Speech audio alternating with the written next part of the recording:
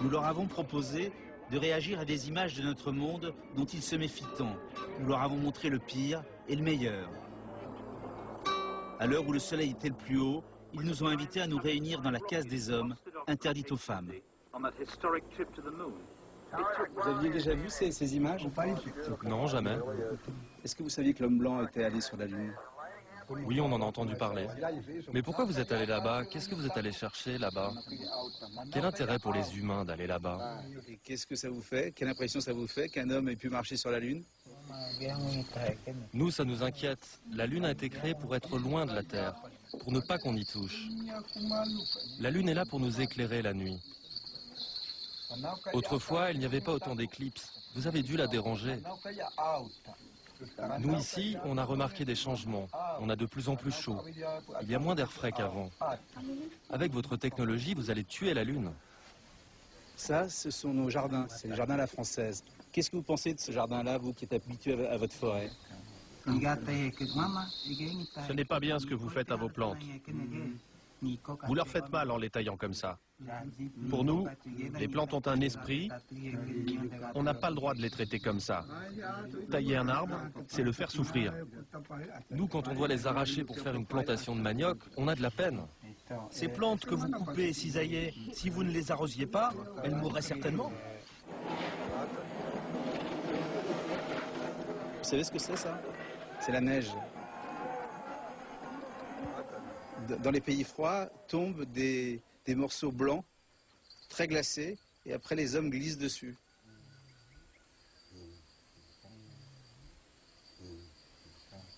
Ok. Ça, c'est la guerre des Blancs. Voilà comment les Blancs font la guerre. Vous en pensez quoi? Vous qui avez encore vos flèches et vos arcs. Nous, quand on tue un animal, on a de la peine. Vous imaginez alors un humain? Vous tuez pourquoi? Pour manger? À moins que ça ne fasse partie de vos coutumes. Pourtant, vous, les tribus, vous êtes fait la guerre entre vous. Bah oui, mais c'est pas pareil. Vous, les Blancs, vous faites la guerre pour prendre quelque chose sur cette terre. Pas nous. C'est vrai que nos ancêtres aussi se battaient entre eux, comme il l'a dit. On nous volait un enfant ou une femme. Un peu plus tard, on attaquait la tribu avec nos arcs et nos flèches pour voler un enfant ou une femme. Mais sans tuer toute la communauté, ni tout détruire comme vous le faites avec vos bombes. Ça n'a rien à voir, c'est une forme de troc. Tu me voles, je te vole. D'ailleurs, ceux qui faisaient la guerre, c'était surtout les Indiens cannibales. Vous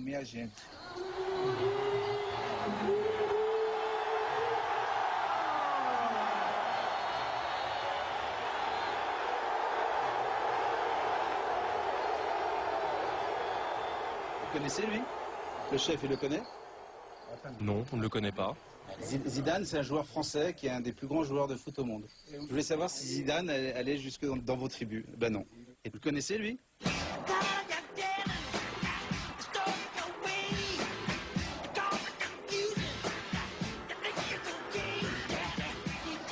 Vous savez qui c'est? Michael Jackson. Comment vous le savez? Je l'ai vu une fois à la télé à la ville. Il y en a combien qui le connaissent? Et les vieux le savent? Non, on ne le connaît pas. Jamais entendu parler. On dit que c'est la première star planétaire. On dit que n'importe quel endroit dans le monde, quelqu'un connaît Michael Jackson.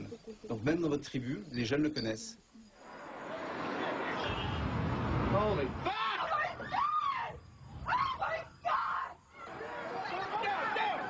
C'est le 11 septembre, 2 avions qui rentrent dans des tours à New York. Quelqu'un veut réagir?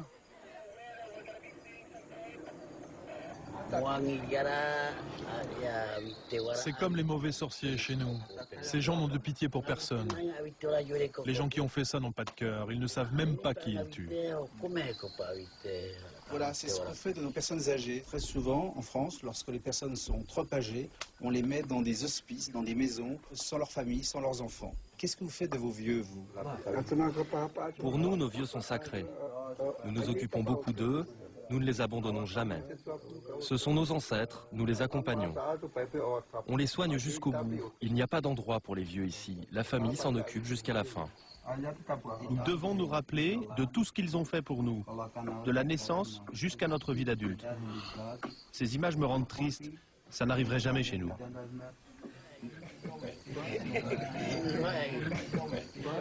Nous, en France, lorsque on veut dire à une femme qu'on l'aime, on l'embrasse sur la bouche. Vous faites ça aussi, vous?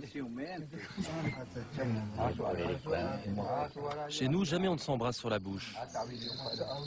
On se parle, on apprend à se connaître, et ensuite on voit si ça se passe. Comment vous dites à une femme que vous l'aimez? Quel geste vous faites pour qu'elle comprenne que vous l'aimez? On prend une femme dans nos bras, on la caresse. Si elle se laisse faire, c'est bon. Sinon, elle nous repousse.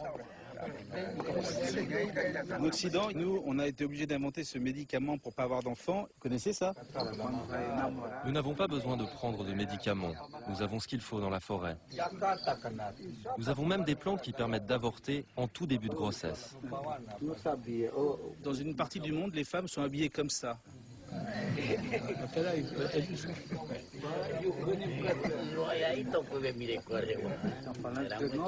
Leur mari doit être très jaloux. Elles n'ont pas trop chaud? Vos femmes vivent nues, qu'est-ce que vous ressentez devant ces voiles? Mais comment elles se lavent? Elles doivent rester comme ça, à l'intérieur de leur maison? Elles ont le droit d'enlever les vêtements ou pas?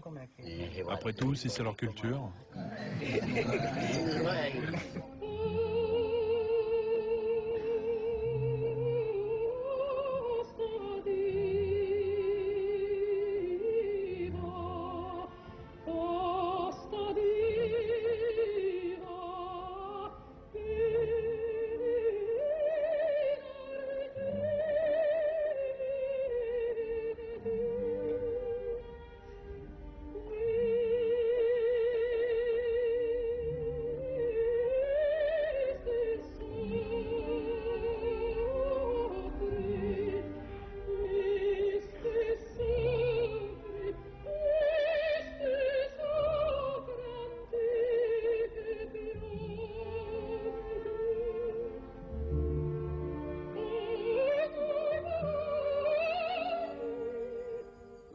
Nous avons beaucoup de respect pour les chanteurs qui, comme elles, ont le courage de chanter seuls face aux autres.